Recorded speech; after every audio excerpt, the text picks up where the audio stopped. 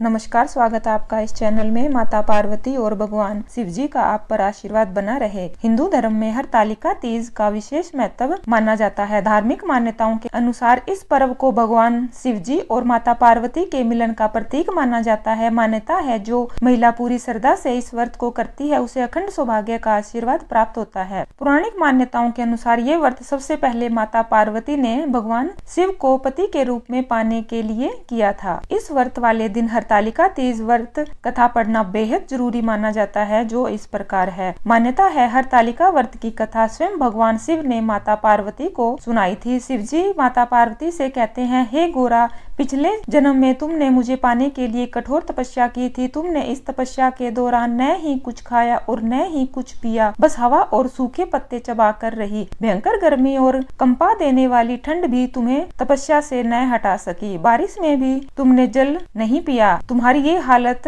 तुम्हारे पिता से देखी नहीं जा रही थी। उनको दुखी देख नारद मुनि उनके पास पहुँचे और कहा कि मैं भगवान विष्णु के भेजने पर यहाँ आया हूँ। वह आपकी कन्या से विवाह करना चाहते हैं। नारद की बात सुनकर तुम्हारे पिता बोले कि उन्हें इससे कोई आपत्ति नहीं, परंतु जब तुम्हें इस विवाह के बारे में पता चला तो तुम अत्यंत ही दुखी हो गई। तुम्हारी सहेली ने तुम्हारे दुखों का कारण पूछा तो तुमने बताया कि तुमने सच्चे मन से मेरा यानी शिव जी का वर्ण किया है, किंतु तुम्हारे पिता ने विष्णु के साथ तुम्हारा विवाह तय कर दिया है। दुखी होकर तुमने अपनी सहेली से कहा कि तुम्हारे पास प्राण त्यागने के अलावा और कोई उपाय नहीं बचा। तुम्हारी सहेली ने कहा, प्राण छोड़ने का यहाँ कारण ही क्या है? मैं तुम्हें ऐसे घनघोर वन में ले चलती हूँ जहाँ तुम्हारे पिता तुम्हें खोज भी नहीं पाएंगे। तुमने अपनी सखी की बात मानकर ऐसा ही किया। तुम्हारे पिता तुम्हें घर में न पाकर बड़े चिंतित और दुखी हुए। इधर तुम्हारी खोज होती रही, उधर तुम अपनी सहेली के साथ गुफा में मेरी आराधना में लीन रहने लगी। तुमने एक दिन रेत से शिवलिंग का निर्माण किया। तुम्हारी इस कठोर तपस्या के प्रभाव से मेरा आसन हिल उठा और मैं शीघ्र ही तुम्हारे पास पहुंचा और तुमसे वर मांगने को कहा। तुमने कहा, मैं आपका सच्चे मन से पति के रूप में वर्ण कर चुकी हूँ। यदि आप सचमुच मेरी तपस्या से प्रसन्न हैं तो मुझे अपनी अर्धांगिनी के रूप में स्वीकार कर लीजिए। तब तथास्तु कहकर मैं कैलाश पर्वत पर लौट गया।